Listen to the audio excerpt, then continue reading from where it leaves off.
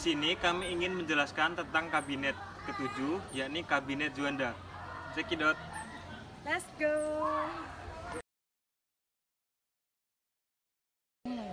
Kabinet Juanda merupakan kabinet ketujuh yang memimpin Indonesia semasa demokrasi liberal.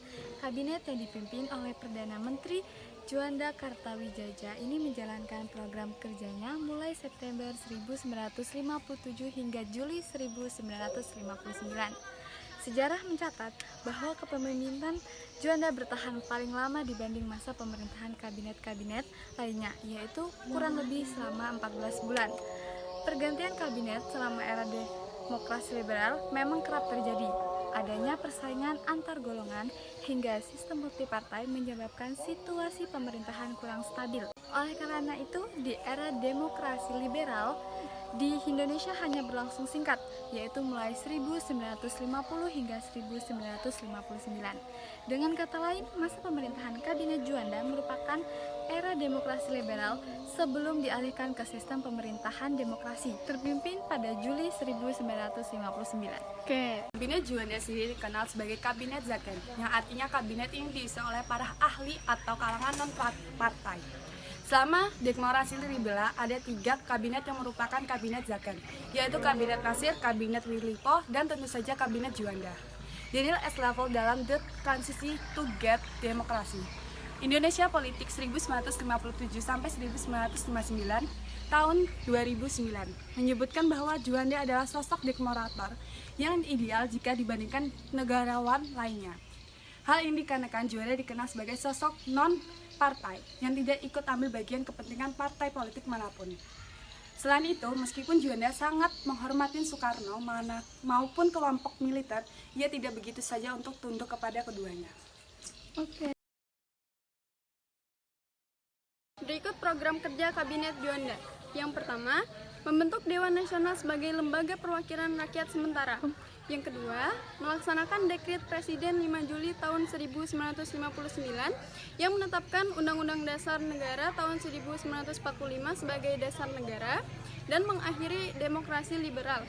Yang ketiga, menyelenggarakan pemilihan umum sesuai dengan Undang-Undang Dasar tahun 1945 setelah konstitusi baru disahkan oleh Dewan Nasional.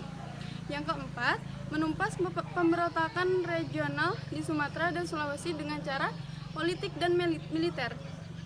Yang kelima, melakukan nasionalisasi terhadap perusahaan-perusahaan asing, terutama Belanda, yang menguasai sektor ekonomi strategis seperti minyak, perkebunan, perbankan, dan perdagangan. Yang keenam, meningkatkan kesejahteraan rakyat dan dengan mengembangkan sektor pertanian, koperasi, industri, dan transmigrasi. Yang ketujuh, mempertahankan kedaulatan dan keutuhan wilayah Indonesia dengan menyelesaikan masalah Irian Barat yang masih dikuasai oleh Belanda melalui jalur diplomasi atau konfrontasi.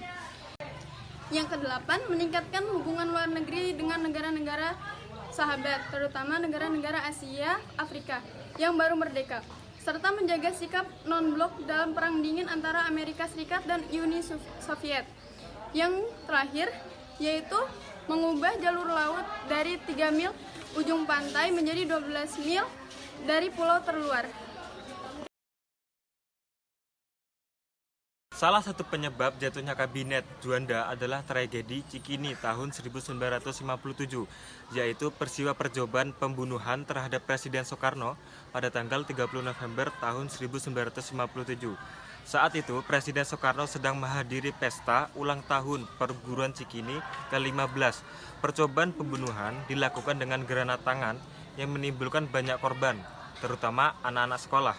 Dalang dibalik peristiwa Cikini 1957 adalah anggota pemberontak Darul Islam atau Tentara Islam Indonesia yang bisa disingkat DI atau TII, Yusuf Ismail. Pada masa Kabinet Juanda memang muncul pergolakan-pergolakan di daerah yang menghambat hubungan pusat dan daerah. Secara singkat, sebab jatuhnya Kabinet Juanda adalah munculnya Dekret Presiden tanggal 5 Juli 1959. Namun, Dekret Presiden tidak secara serta-merta membubarkan kabinet tersebut tanpa alasan. Sekian penjelasan dari kami, terima kasih sudah menontonnya. Wassalamualaikum warahmatullahi wabarakatuh. Bye.